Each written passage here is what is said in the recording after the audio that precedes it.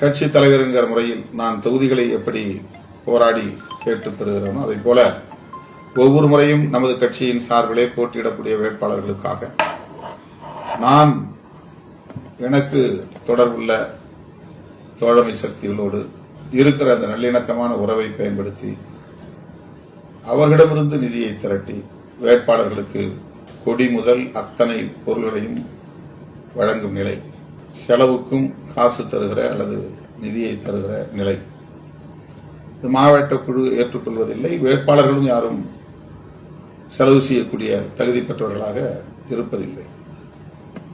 ஆக அது இன்னொரு கூடுதலான சுமை.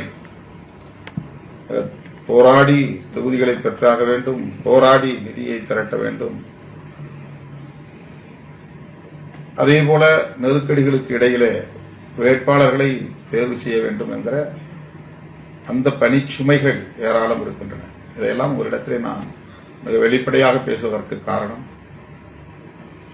உங்களுக்கும் எனக்கும் இந்த களம் புதிது. 25 ஆண்டுகளை நாம் கடந்து வந்தாலும் கூட இந்த களம் இன்னும் நமக்கு புதிதாகத்தான் இருக்கிறது. இன்னும் அதற்கு நாம் நம்மை தகவமைத்துக் கொள்ளவில்லை. அது இது அப்படி இப்படின்னு எப்படி பார்த்தாலும் இதுதான் ஹிட்டான ஆஃபர்.